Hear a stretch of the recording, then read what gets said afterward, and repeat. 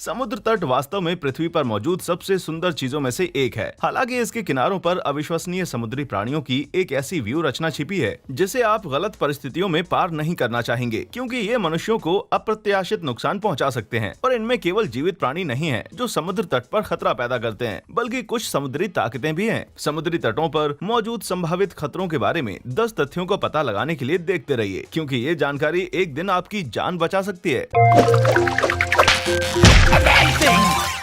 Number 10, tsunami की चेतावनी के संकेत। साल 2004 के कुख्यात बॉक्सिंग डे के सुनामी के बाद से सुनामी सबसे भयभीत समुद्र तटीय आपदाओं में से एक है, जिसने आश्चर्यजनक रूप से लगभग 2.5 लाख लोगों की जान ली है। सौभाग्य से सुनामी की चेतावनी प्रणालियों में अब तक काफी सुधार हो चुका है, लेकिन दुनिया के कई हिस्से अब भी पूरी तरह से तैयार नहीं है और इसकी उत्पत्ति के अनजाने स्रोत और लहरों के विभिन्न रूपों के कारण सुनामी अभी भी चेतावनी के बिना हमला कर सकती है। बॉक्सिंग डे के सुनामी के दौरान ऐसी बहुत सारी खबरें आई थी जहाँ पर लोगों ने आने वाले खतरे के कुछ शुरुआती संकेतों से सतर्क होकर बहुत से अन्य लोगों को ऊंचे स्तर पर पहुंचाया था। इसलिए इन संकेतों के प्रति सतर्क रहना आपके और दूसरों के जीवन को बचा सकता है। सबसे पहले तो यदि आप भूमि पर भूकंप के झटकों को महसूस करते हैं तो समुद्र तट पर इंतजार ना करें और धरती के किसी ऊंचे स्तर पर जल्द से जल्द पहुंच जाएं। दूसरा, यदि आपको ज्वार में कोई अजीब बदलाव दिखाई देता है, जैसे कि तेजी से बढ़ता या गिरता हुआ जल स्तर, तो समुद्र में होने वाली किसी अप्रत्याशित घटना का संकेत हो सकता है। अंत में, यदि आप समुद्र से आती एक तेज गर्जना सुनते हैं तो इसका मतलब ये हो सकता है कि सुनामी आने वाली है। लोगों का कहना है कि सुनामी की आवाज मालगाड़ियों या विमानों की तरह आती है, जो कभी भी धमक सकती है। बेहद डरावनी। नंबर 9, कोरल, ऑर्चिन, एनीमोन और समुद्री फर्न। समुद्र के सबसे अजीब प्राणियों में कुछ रंगीन कोरल, अर्चिन, फर्न और एनीमोन्स की इतनी बेहिसाब आबादी है जो दुनिया भर के समुद्री तटों और चट्टानों पर मौजूद है। ये व्यापक रूप से जाना जाता है। इन जीवों में जहरीले डंक हो सकते हैं और बिना प्रशिक्षण के इनको छूना निश्चित रूप से खतरनाक है। आज भी गोताखोर नियमित रूप से इनसे बचते फिरते हैं, लेकिन ये आपसे उथले समुद्र तट के पानी में भी टकरा सकते हैं। दुनिया भर में पाए जाने वाले हजारों डंक मारने वाले मूंगा, फर्न, ऑर्चिन और एनीमोन में से समुद्र के कुछ फर्न्स के डंक सबसे ज्यादा दर्दनाक होते हैं। इनके काटने से एलर्जी जैसी प्रतिक्रियाएं सामान्य हैं, जिससे एनाफिलैक्टिक सदमा और संभवतः मृत्यु भी हो सकती है। इन्हीं से संबंधित जीव जिसके काटने से शरीर पर लाल चकत्ते हो सकते हैं, उसे अग्नि मूंगा नाम दिया गया है। इन्हें इनके चमकीले पीले, हरे और भूरे रंग के कंकाल से पहचाना जा सकता है, लेकिन ये कई रूपों में पाए जाते हैं, जैसे ब्रोचिंग, प्लेट और एंक्रस्टिंग कोरल। हालांकि इन्हें स्पॉट करना इतना आसान नहीं है, क्योंकि गोताखोर अक्सर इन्हें समुद्री शैल समझकर गलती से छू देते हैं। लेकिन इनमें आसानी से पहचाना जाने वाला और कहीं अधिक घातक है फूल अर्चिन। ये इंडो वेस्ट पैसिफिक में पाया जाता है और लगभग 15 सेंटीमीटर व्यास जितना छोटा होता है। इनके एक डंक मारने से परिणाम स्वरूप 6 घंटे तक तीव्र दर्द होना, स्तब्ध हो जाना, श्वसन संकट और मांसपेशियों में पक्षाघात जैसा कुछ भी हो सकता है। इसकी ज्यादा मात्रा से दौरा पड़ना, यहाँ तक कि मौत भी हो सकती है। इसलिए अधिकांश कोरल से दूर ही रहें जब तक कि आपको यह पहचानना हो कि आपके सामने कौन सी कोरल मौजूद है। नंबर 8, शोर ब्रेक्स और चीर धाराएं। चीर धाराएं हर जगह नहीं होती, लेकिन कुछ समुद्री तट इन जानलेवा समुद्री आपदाओं से पीड़ित होते हैं और सतर्कता आपको इन आपदाओं में फंसने से रोक सकती है। चीर धाराएं पानी की एक तेज लहर की तरह हैं, जो कि खतरनाक गति से समुद्र के अंदर लोगों को खींचती हैं और कभी कभी इनकी प्रबलता 10 फीट प्रति सेकंड से भी अधिक होती है, जो कि ओलंपिक तैराकों की रफ्तार से भी कहीं ज्यादा है। चीर धाराओं का निर्माण इसलिए होता है क्योंकि समुद्र तट पर लहरों के टूटने पर पानी को समुद्र में वापस जाने का रास्ता खोजना पड़ता है, इसलिए ये गहरे चैनलों की ओर किनारों से दूर प्रवाहित होते हैं। आमतौर पर ऐसा तब होता है जब तटों की रेत में कोई बड़ा गड्ढा होता है, जिससे पानी के प्रवाह के एक चैनल को वापस समुद्र में बहने की अनुमति मिल जाती है। अकेले अमेरिका के अंदर एक साल में लगभग 100 लोग चीर धाराओं में डूब जाते हैं, जो कि बवंडर या तूफान से मारे गए लोगों की तुलना में कहीं अधिक है। इसलिए इन युक्तियों को सीखने से आपका जीवन बच सकता है। इन धाराओं को पहचानने का सबसे आसान तरीका एक क्लासिक मशरूम और अंधेरी आकृति का दिखना है, जिसमें फोम, समुद्री घास या रंगीन पानी को किनारे से खींचा जा रहा हो। हालांकि ये प्रकृति में कभी कभी देखा जाता है। इसके सबसे स्पष्ट संकेत हैं एक शांत अंतराल जहां लहरें टूट नहीं रही हैं, या गहरे काले रंग का पानी का होना। ये अक्सर सबसे सुरक्षित क्षेत्रों की तरह दिख सकते हैं, लेकिन वास्तव में ये तैरने के लिए सबसे जोखिम वाले स्थान हैं। ये संकेत देते हैं कि लहरों के बीच का पानी वापस समुद्र में खींचा जा सकता है। लेकिन सचेत रहें, क्योंकि चीर की धाराएं कई दिशाओं में बह सकती हैं, न कि सीधे समुद्र की तरफ। ऐसा भी हो सकता है कि ये इनमें से कोई संकेत नहीं दिखाएं, लेकिन यदि आप इनमें से एक में फंस जाते हैं तो किनारे के साथ साथ तैर लें। लंबे लंबे किनारे के साथ या लहरों में बहकर फिर तिरछे होकर समुद्र तट पर वापस जाएं। इनमें फंसने पर कभी भी समुद्र तट की ओर सीधे ना तैरें। ऐसा करना बेहद खतरनाक हो सकता है। शोर ब्रेक भी एक ऐसी ही समुद्र तटीय घटना होती है जब एक लहर सीधे किनारे पर टकराती है। आमतौर पर लहरें तटों पर सुचारू रूप से टूटती हैं, लेकिन एक शोर ब्रेक में ये सीधे किनारे से टकरा कर टूटती है। ऐसा गहरे उथले पानी में तेजी से परिवर्तन के कारण होता है। लोगों का इस तरह की लहरों से सीधे टकराने पर रीढ़ की हड्डी में चोट आ सकती है, इसलिए इनके संकेत दिखने पर पानी से बाहर रहें। इन संरचनाओं को ऊंचे स्तर से देखना आसान है, इसलिए हमेशा अंदर जाने से पहले पानी की जांच में थोड़ा सा समय व्यतीत करें। नंबर 7, ब्रिसल कीड़ा। ब्रिसल कीड़े गहरे समुद्र के बुरे सपने जैसे हैं। ब्रिसल कीड़े की 10,000 से अधिक प्रजातियां हैं और ये अक्सर उथले पानी में चट्टानों के बीच रहते हैं। ये गंदे से दिखने वाले समुद्री कन खजूरे के जैसे दिखते हैं। ये आकार में अक्सर छोटे होते हैं, लेकिन इनमें से कुछ 1 फुट की अधिक लंबाई तक बढ़ते हैं और जिस तरह से ये पानी के माध्यम से यात्रा करते हैं वो सबसे अनुभवी गोताखोरों के लिए भी बेहद खतरनाक है। ब्रिसल कीड़े के ब्रिसल्स यानी कि कड़े बाल बिल्कुल भी प्यारे और अच्छे नहीं होते, बल्कि ये बेहद तेज और मर्मज्ञ होते हैं जो त्वचा में आसानी से घुलकर जलन पैदा कर सकते हैं। सौभाग्य से ज्यादातर ब्रिसल कीड़ों के डंक से सिर्फ एक हल्की सी झुंझलाहट होती है, लेकिन यदि आप वास्तव में इन पर कदम रख देते हैं तो आपको होने वाली तकलीफ इससे कहीं ज्यादा होगी, क्योंकि ऐसे में इसके ब्रिसल्स को हाथों से समुद्री अर्चन के कांटों की तरह निकलना पड़ेगा और वास्तव में आपके पैर की संवेदनशीलता को देखते हुए ये कल्पना भी नहीं की जा सकती कि ये कितना ज्यादा दुखद अनुभव होगा। नंबर 6, जीवाणु। समुद्री जीवों से हटकर हमारे पास सब कुछ ऐसा है जो आपको समुद्र तट पर नुकसान पहुंचा सकता है और आप इसे आते हुए भी नहीं देख सकते। इसके कारणों को पूरी तरह से समझना मुश्किल है, लेकिन समुद्र और तटों पर पाई जाने वाली रेत विभिन्न प्रकार के दुर्लभ और जटिल जीवों की मेजबानी कर सकती है। इनमें से एक सुपर बग है। ऐसी बहुत सी घटनाएं हैं जहां पर लोग समुद्री तटों पर घूमने के कारण मरसा से ग्रसित हुए हैं, लेकिन अब वैज्ञानिक अध्ययन ने इस बात की पुष्टि की है कि सही मायने में मरसा तटों की रेत पर पाया जाता है। सौभाग्य से इसके होने का खतरा बहुत कम होता है और यदि आप समुद्र तट के आने के बाद स्नान कर लेते हैं, खुले घावों के साथ समुद्र तट पर जाने से बचते हैं, तो ये खतरा और भी कम हो जाता है। हालांकि समुद्र तट पर कुछ इससे भी ज्यादा भयानक और अनोखे जीवाणु भी पाए जाते हैं, जैसे मांस खाने वाले जीवाणु। मांस खाने वाले जीवाणुओं की भी कुछ रिपोर्ट्स हैं, जैसे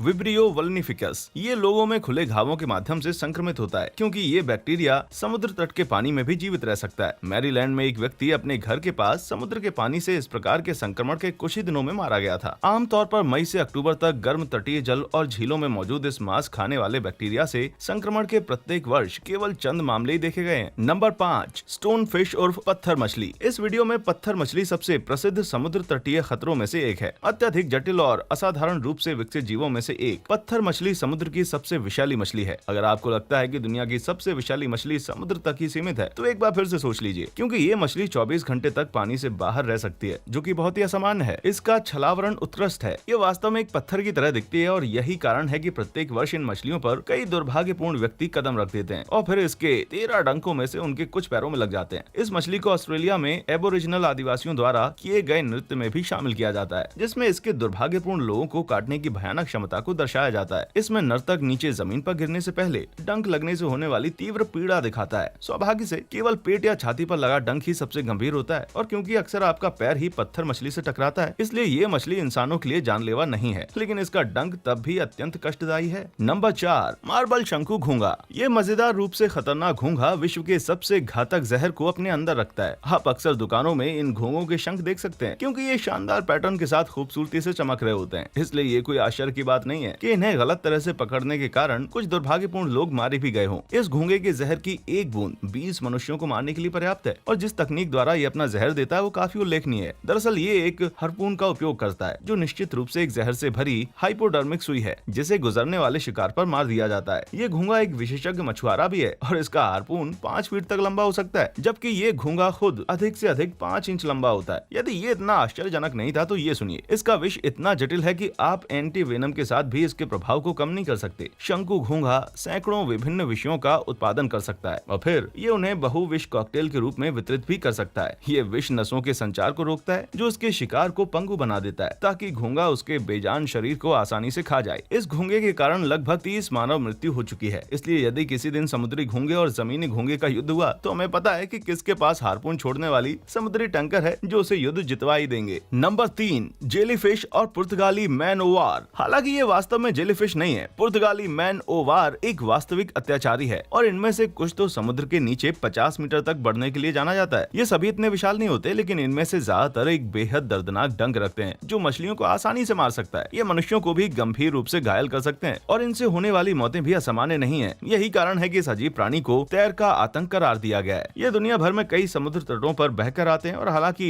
इनके बड़े आकार के कारण इनसे बचना तो आसान है, लेकिन कभी कभी ये अपने तंतुओं को शरीर से अलग कर देते हैं और इस कारण इनको पहचान पाना कठिन हो जाता है। खैर जो भी हो, दुनिया भर के समुद्र तटों और तट रेखाओं में रहने वाले अजीब जेलीफिश के समूह के बीच एक ऐसा भी है जो इन सभी की तुलना में अधिक बदनाम है, वो है बॉक्स जेलीफिश। वास्तव में ये प्रकृति के सबसे घातक डंक मारने वाले प्राणियों में से एक है और प्रत्येक वर्ष ये सैकड़ों मौतों के लिए जिम्मेदार है। इसके एक एक जहरीले डंक से होने वाले हादसों की लंबी सूची पढ़ना बेहद कष्टदायक है, क्योंकि इसका विषाक्त पदार्थ तंत्र का तंत्र त्वचा और हृदय पर हमला करते हैं। इसके शिकार कई लोग सदमे में चले जाते हैं और फिर तट पर पहुंचने से पहले मर जाते हैं। एक और दिलचस्प एवं खतरनाक जेलीफिश अरुकेनजी जेलीफिश है, जो सिर्फ 2.5 सेंटीमीटर के रेडियस जितना छोटी और सुंदर है। ये विषाक्तता में बॉक्स जेलीफिश को चुनौती देती है, लेकिन इसके लक्षणों की शुरुआत अक्सर एक बॉक्स जेलीफिश की तुलना में धीमी होती है, जिससे इसे पहचानना और इसका इलाज करना और ज्यादा कठिन हो जाता है। शुक्र है कि पिछले 100 वर्षों में इनसे होने वाली मौतें कमी है, इसलिए जाहिर है जहां तक हो सके आप जेलीफिश आबादी वाले पानी से दूर रहें। विशेष रूप से अधिक जोखिम वाले समुद्र तटों पर अक्सर चेतावनी के संकेत हर तरफ लगे होते हैं। अंत में अगर तेज हवाएं चल रही हैं तो इनके किनारे के पास होने की ज्यादा संभावना है, इसलिए ऐसी परिस्थिति में पानी से बचें। नंबर 2,